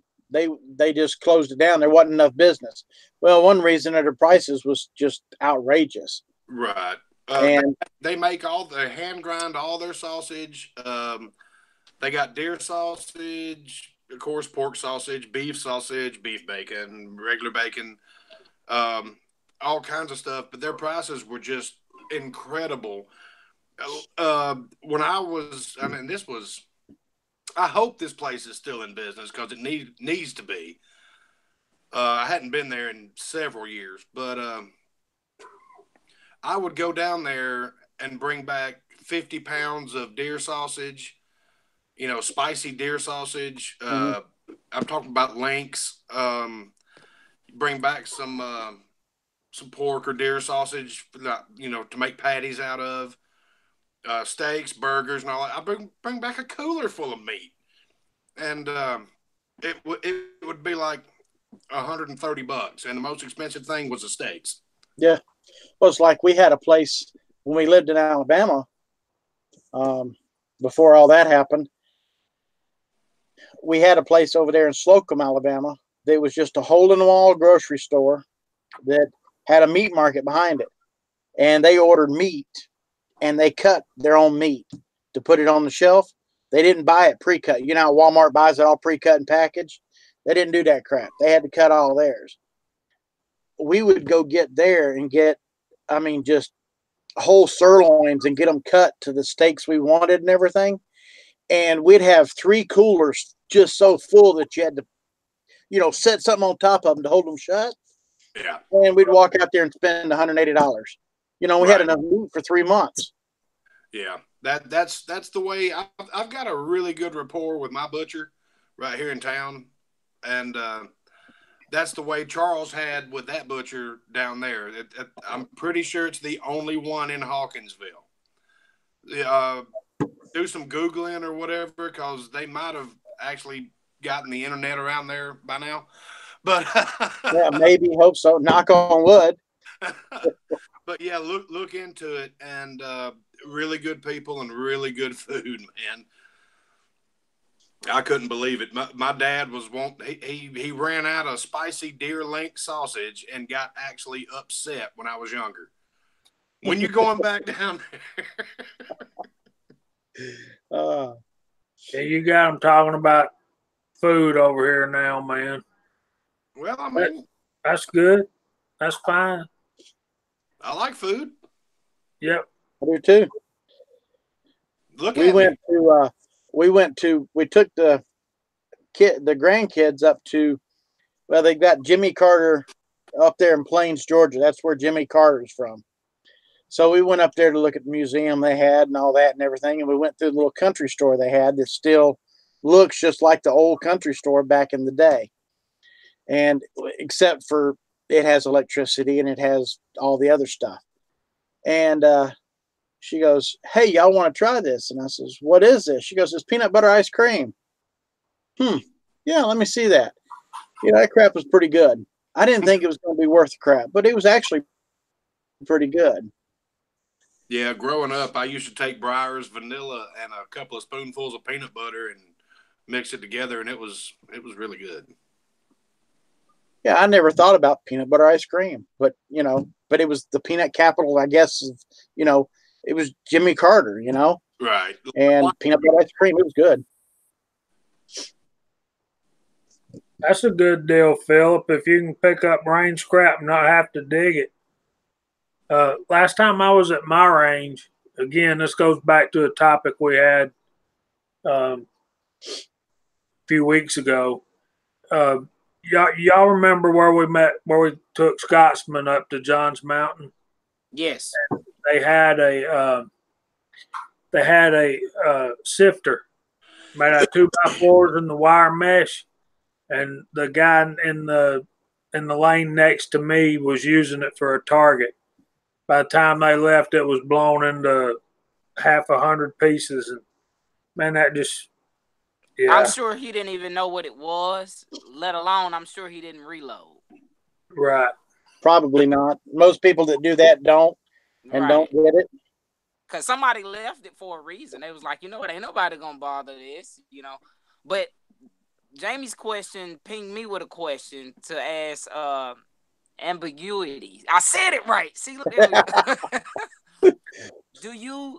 So you're in the sticks. You get to shoot on your own property. Is that correct? Oh, yeah. Yeah. Oh, that's cool. I walk out back, and anytime I get ready, I just walk out there. So loading for you is gonna be easy. For us, I want to say city guys, not Jamie, but we have these ordinance that we can't shoot within the city limits or whatever. So I have to wait. Normally, my range day is like a Wednesday, so I'll go on my lunch to try out all my reloads until I get my perfect load or my somewhat perfect load. Then I can start, figuring out what I'm gonna do. So I was curious because my next question was gonna be, since you don't reload, you got a nice berm out there that you're gonna be digging in or something like that. You'll be able to salvage pretty much all your lead and everything you've been shooting. Yeah, I haven't got a berm yet. I've been shooting where it goes into the ground for that reason. Okay. Shooting real close to the ground. Then I got a metal detector. I go out there and metal detect, and I go out there and dig it all up because it's not that far into the ground really. Got you. And I just go dig it all back up, and I can dig it all up, put it in a little coffee can, and hang on to it. Recycling at its finest. Yes. Mm-hmm. I got a real quick statement for Pamela out there in the side chat. She's wanting to know how far is it from or which butcher shop I'm talking about. It's been quite a few many years since I've been down there. Go to Hawkinsville, Georgia. I'm pretty sure it's the only one there, but it's a far ways from South Carolina. Yeah. You're looking at a good 6.5 hours from South Carolina. It's probably not worth your fuel. I mean, I've got a killer butcher shop right here, but the price of meat's gone up. Everything's gone up. They're talking, what was it, $17.99 a pound for ribeye? Yeah. I went and wanted, special occasions. We don't, like Christmas and Thanksgiving, we don't do the normal turkey thing because we despise turkey. It's just old, it's dried out, and we just don't like it, except the dark meat. But then you eat all the dark meat, just like, what are we going to do with all the white meat, So what are we going to do with it? We're going to throw it away or feed it to the dogs, and I'm not going to spend that money to do that. So we usually find something we like. Well, we went and bought a standing rib roast one year. And the only reason we bought it is because it was on sale for $2.99 a pound. Wow. Yeah. And it was at Walmart, believe it or not. So I bought 2 of them. And that's what we had. I went back the next year, and it's just like hook, line, and sinker. The next year it was $9.99 or $10.99 a pound. And I said, you know what? I think I'll just pass this year on that. I'm surprised it was that cheap. Like I say, my butcher shop's got killer meat, but it's not cheap. Their ground beef is standard $3.99 a pound if you buy it in the 10-pound log, but it's always at least 85-15 ground beef. It's good ground beef, and it's all certified Angus beef. It's really good stuff. But I don't make meatloaf out of that. I'll go to Ingles or whatever. Yeah. Well, Ozark Spirit, said she butchers her own. Yeah, that's our goal and our point here shortly is to do that. That's why we bought land and doing what we're doing here, is to raise the animals and we know where it comes from. We know what it's ate, and it's good for us, and then we can cut the meat like we want to cut it and do everything else. I'm not new to that. I did it as a kid growing up. So yeah, the problem is you have to have a place to store a crap ton of meat really quick. Yeah. Now I've got a big ass box deep freezer in the basement, and I'm trying to empty it out because there's some stuff in there that's been in there for a year or two. I got some hams and tri-tip roasts and stuff like that. And I need to get out, and I'm gonna do a lot of smoking and grilling this summer, because my goal is to get that thing totally empty and then just start from scratch. Because I've been trying to rotate it as best I can, but you always miss something. Now I started making my own sausage and all this, so there's all that crap in there. I've got jalapenos in there from 2 years ago. Well, we've got 2 big freezers now, and they stay full. But it's always, right now it's not meat. I wish it was, but it's all the other junk food that you have to get, because you can't get enough of the meat to do anything with anymore because it's so expensive. Right. But, and Ozark made a very good point. He doesn't butcher whole cows. He buys whole loins. That's the way I get it too. Yeah. I'll buy the whole sirloin loin, and he knows exactly how I want it cut up. I get the tri-tip off the top. I get 1-inch steaks cut out of it. There's always at least 1 pack of stew meat and a bag full of fat, and he gives me all of it. And I take the fat and I season my smoker with it. I use it to cook with instead of oil. I use it. I'll use every drop of a cow except for the skin, because I'm not too good at tanning hides yet. It's not that hard. It's really not. It just takes a little practice. But it's like a pig. I can go up to, they've got a little auction up here. I can go get a pig or a hog for $30 or $35 on the hoof, bring it home, and I've got all the pork I want. Wow. Because they auction them off. Everybody in this area, that raises them, they bring them there during spring or, during the summertime when they've had them, and they bring them there and auction them off. Chickens, whatever. I don't know if I'd even attempt to buy an auction chicken. I mean, that's somebody that just puts a real low price on life right there. You're going to auction off a chicken. Well, they do it. They do it in lots. Instead of doing it 1 or 2, they do it in lots. They'll put them in crates, and it's usually anywhere from 5 to 10 of them in a crate. It's because they've hatched them out, and they let them get bigger, and they start laying eggs, and then they want to sell them. I don't know. I don't know if I could bring myself to buy an auction chicken. I mean, that's just double load out there. Yeah, I haven't, and probably won't, because I got a breeder that I can go get mine from just as cheap as I can get them at the auction. Yeah, where I used to live up in northern Georgia, there was a lady right down the road that had a bunch of laying hens, and she actually sold eggs to the local butcher shop and all that stuff. And I'd go over there. It was right down the street, like an 1/8 of a mile past my house was her place. And I'd go over there, and she's like, "If you'll just bring me egg crates, I'll give you eggs." I'm like, "What?" So I showed up. How many you want? I saved up a bunch of egg crates, saved up like 15 of them or whatever. And I'm like, "Okay, here you go." And she goes, "Okay, here, have some eggs." And I'm like, "What the hell am I going to put them in now?" My wife does that, and her buddy that she teaches with at school, they've got chickens, and she'll bring home eggs. Look, when she came in earlier, and y'all said, a couple of the guys said Mrs. Howell, y'all don't know that that's what she hears all day, every day. She's a teacher, so. That's why I said, "Hey, Lisa." All right. So that's where we're at with that.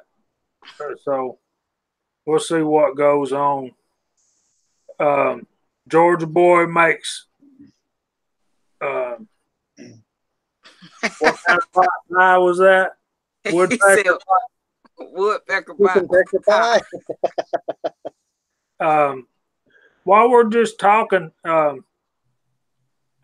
SKSU goes out there, and he subbed my channel today, and I want to tell him thank you. And I think he got me up to Curtis. Stop! I'm trying to focus, buddy. What was I saying? Yeah, I need some learning, man. When and if I get to 300, I'm gonna do a giveaway, and I got something picked out that I'm going to give away, and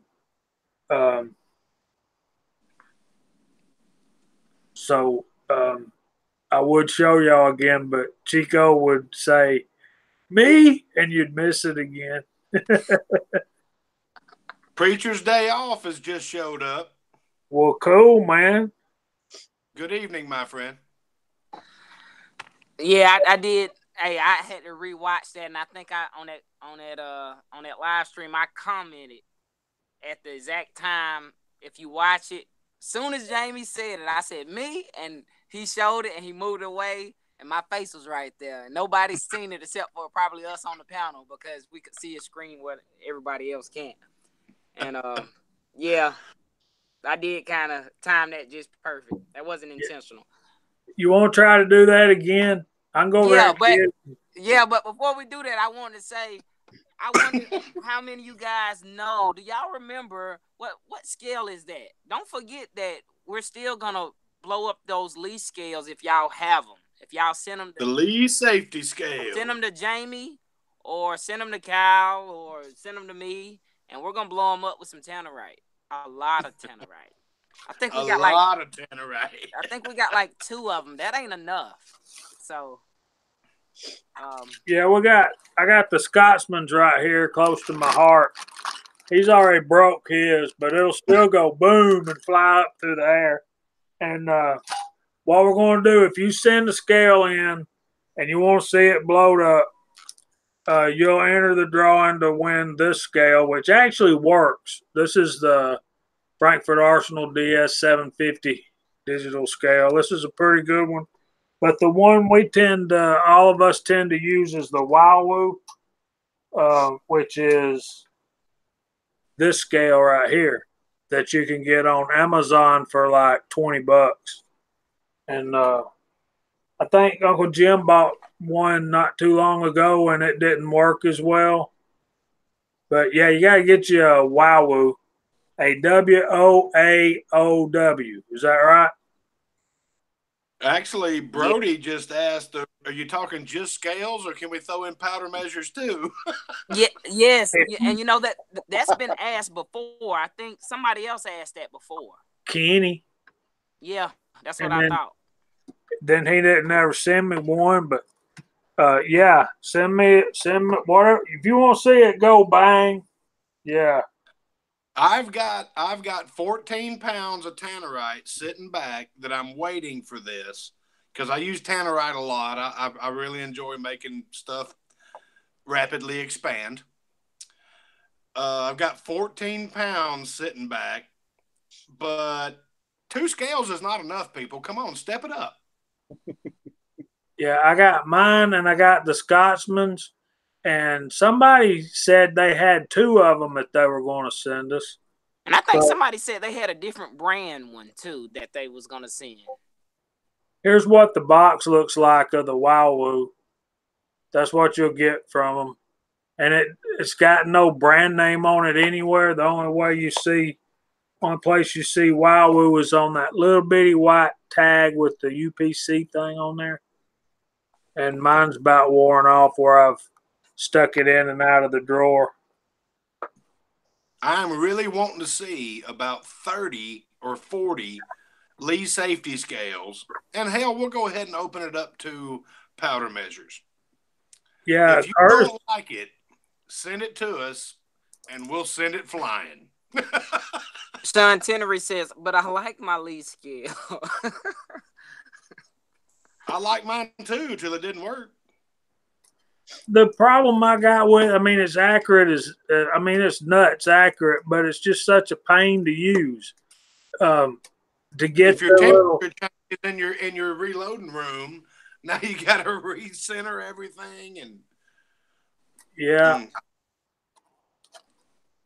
And I wonder, is anybody else use the Lyman digital scale? Jesse B says his sucks, and that's a new scale because he's a new reloader.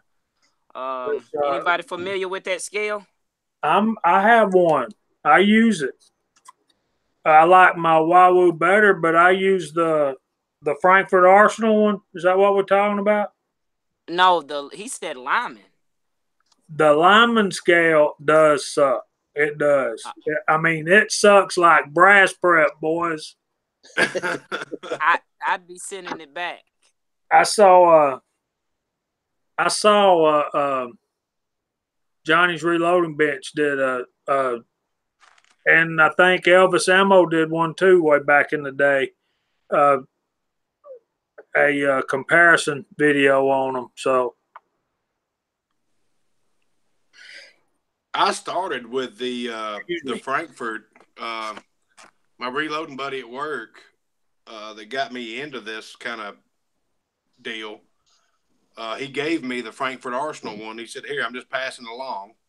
You know, one day you'll find somebody to pass it on to. It works great."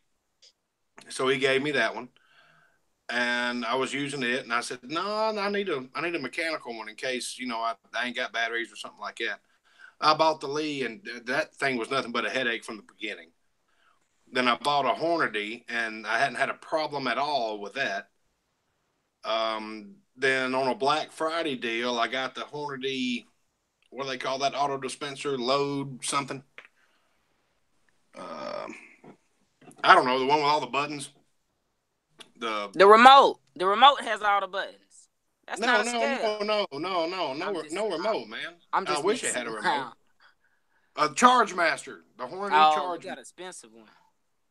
Well, it was on a Black Friday deal, and I got it for $79. Is the only reason I bought it. That's like $200 off. So I bought it. I love it. It worked.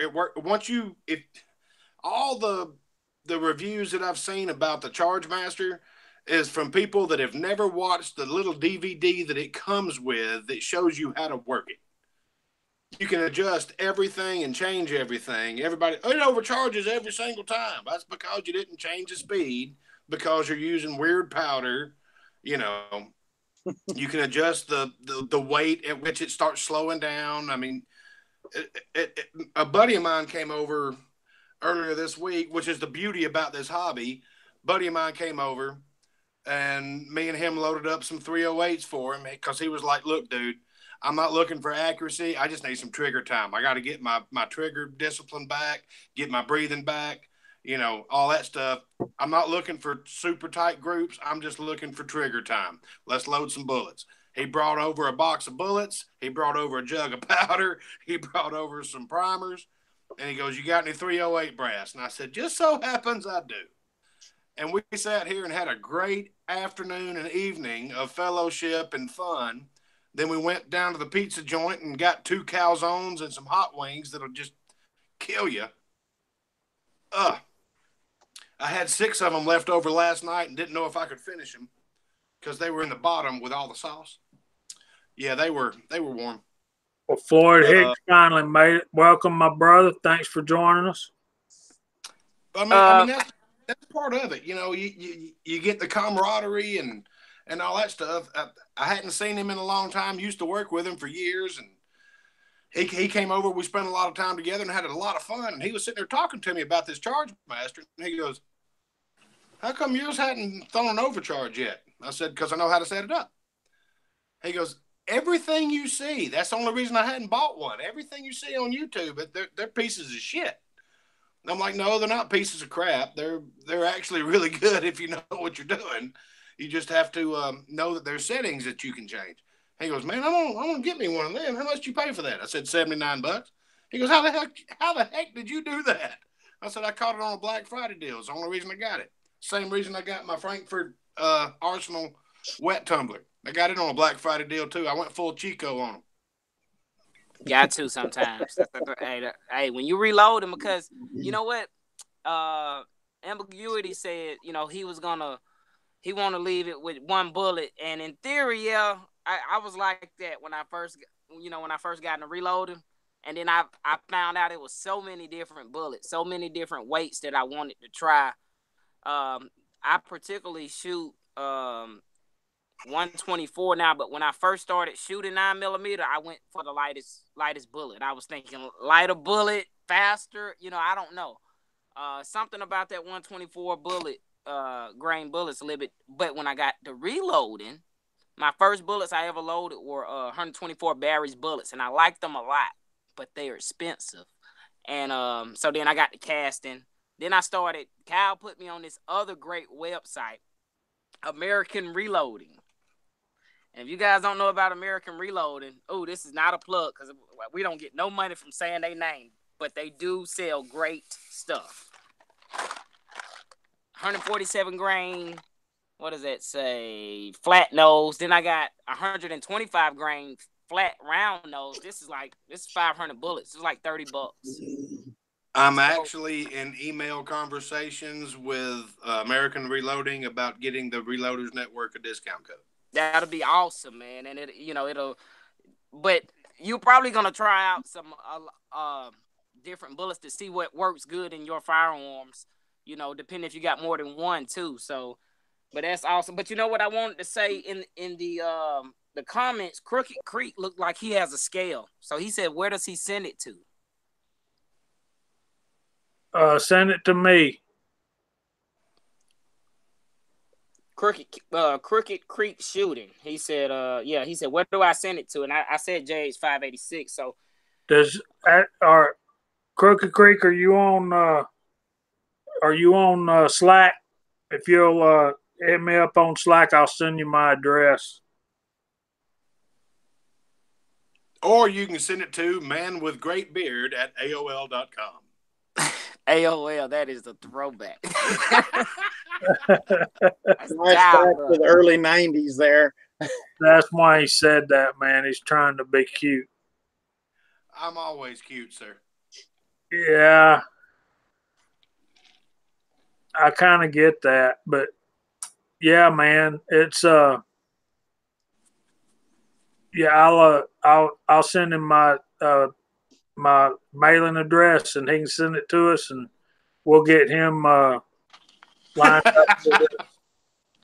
Get him in the drawing. Just wait for the dial-up tones. It'll be something like.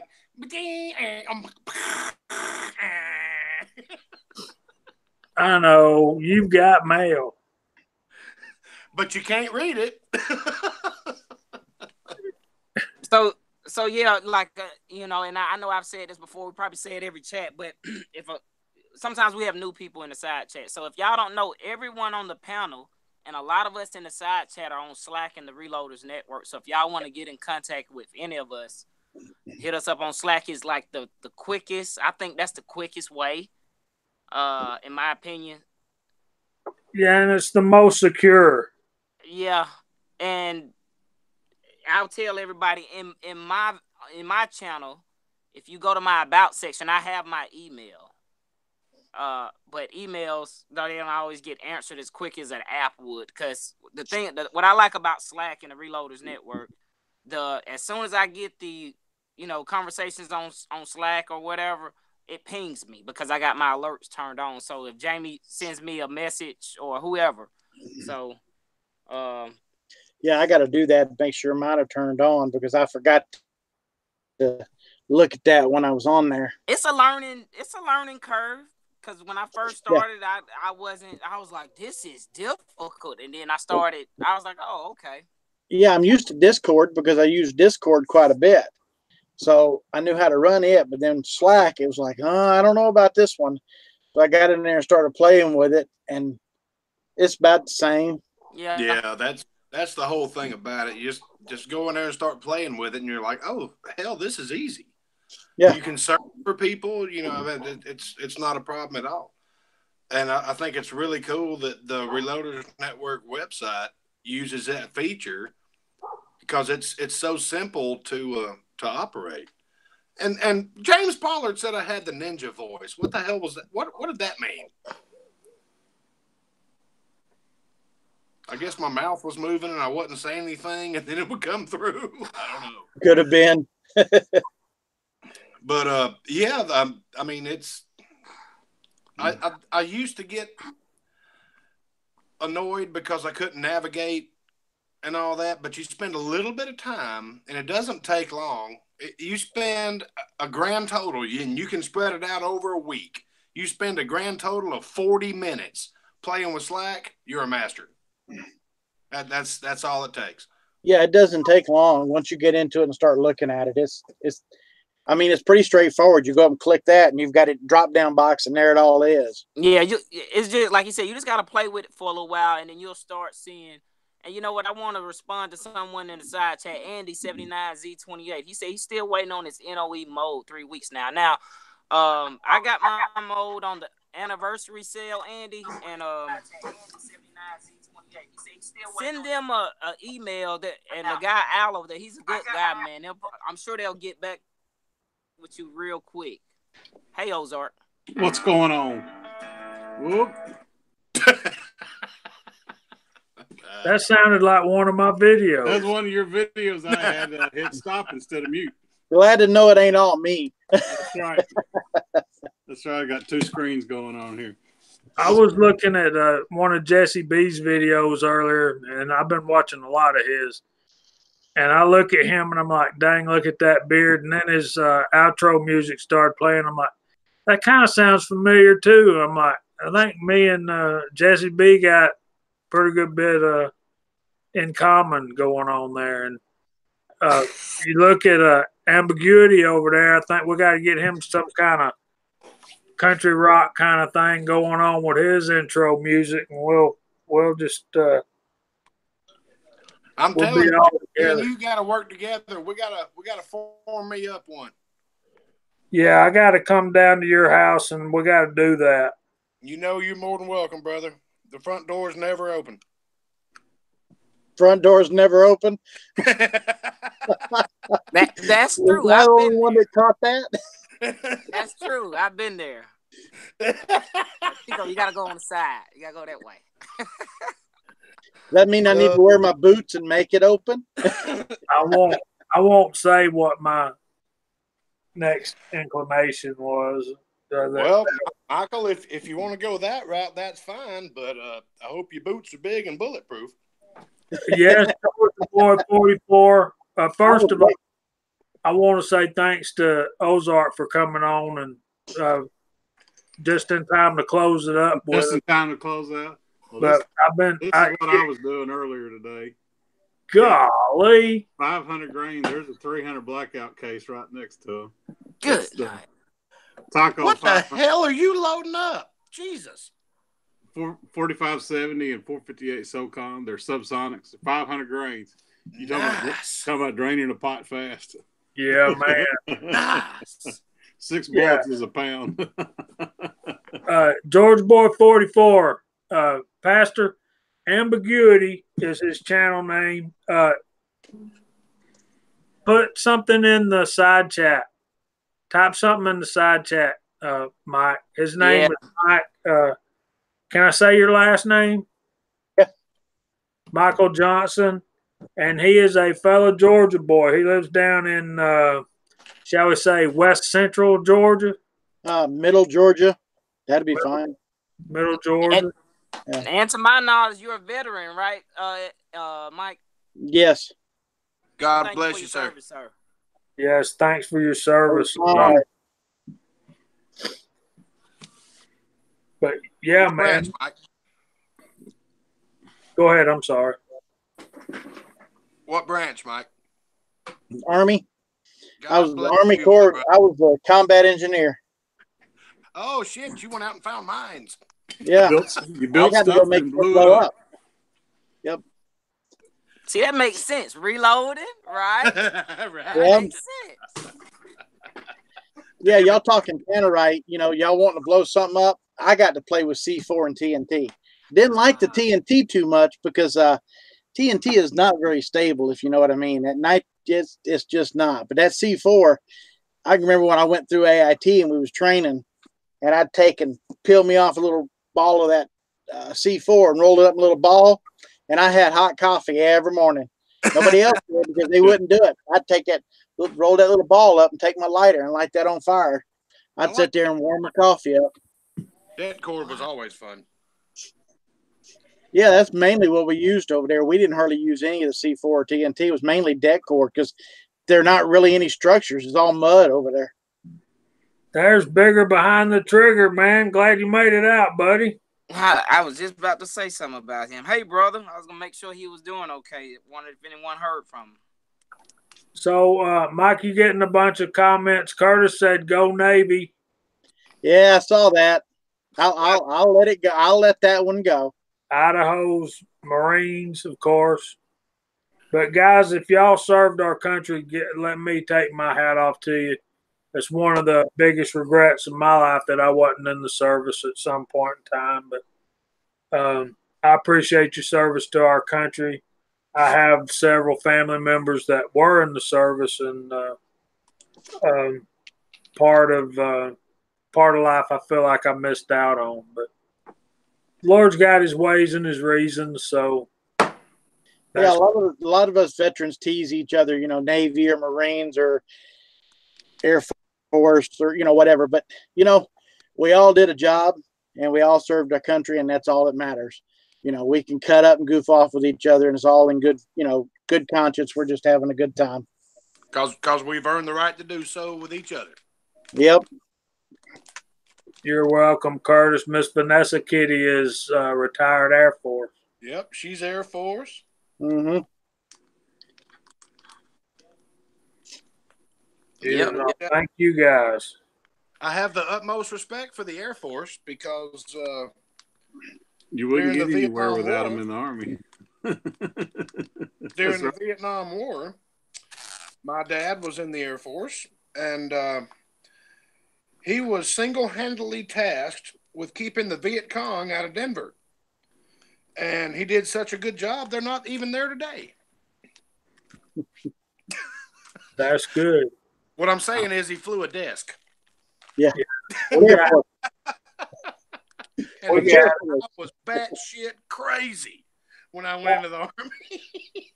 So, guys, we're coming up on the hour, and it's been 2 hours, and it seems like we just started. But I guess we need to start going around the room and saying our outros. And before we start that, let me say thanks to Ambiguity for showing up, and appreciate you joining us tonight. And so, as always, we'll let Chico kick it off. Oh, yes, sir. Yes, sir. Hey, guys, I had a great time, guys and girls, because we got Vanessa Kitty in the side chat and Pamela. But I enjoy this, as you guys know.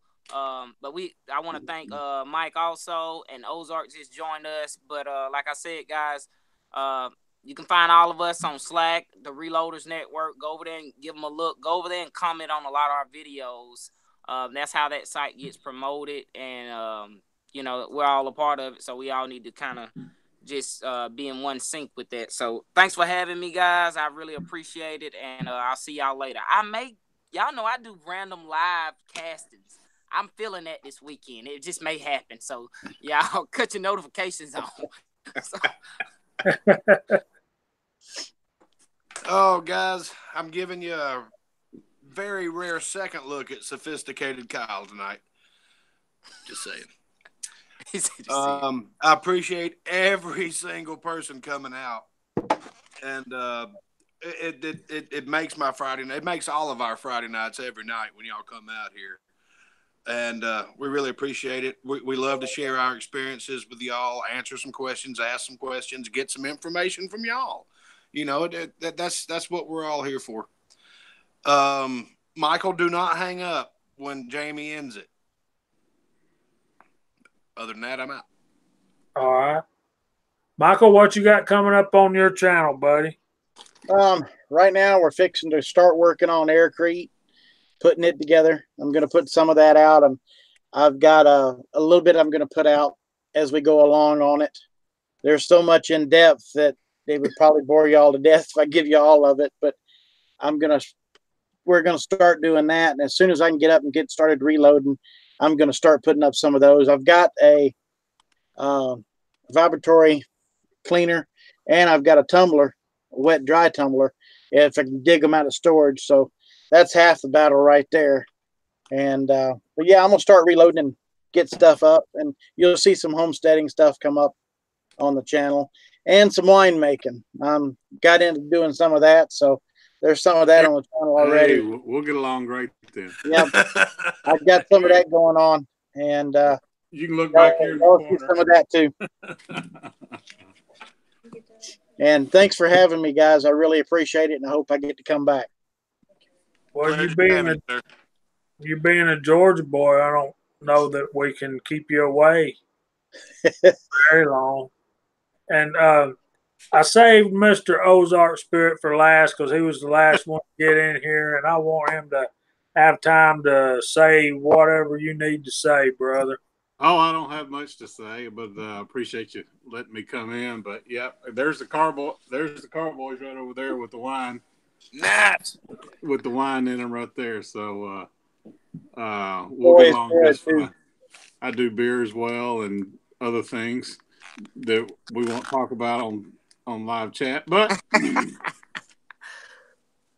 yeah, some things are better left to be quiet about. That's right. That's right. There's not enough corn in the world. But I appreciate everybody tonight. We love you guys. And thanks for having me on.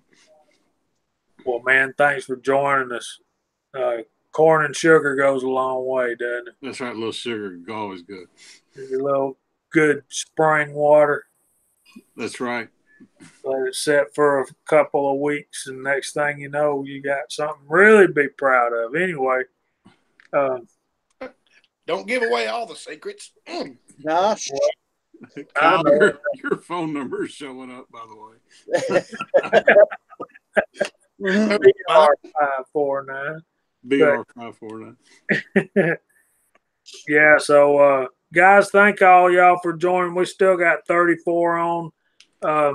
I know it's not quite the same without Nathan, but I'm glad to have Ambiguity and Ozark. And, of course, I'm always proud to hang out with my brothers, Kyle and Chico, which I consider true family. And I'm looking forward to when Nathan will be back. I got to get to the range. I've got some 35 Remington and some 8mm Mauser loaded up. I got to shoot and make videos with. I got some bullets that Willie Bullet Man sent me that I've had loaded up for months. I mean, I got some full-on wad cutters from him that I got to go shoot and test and work on that. And I hope y'all seen some of those bullets I sent to the Scotsman. I think me and him both got a lot of 357 Magnum load development to do.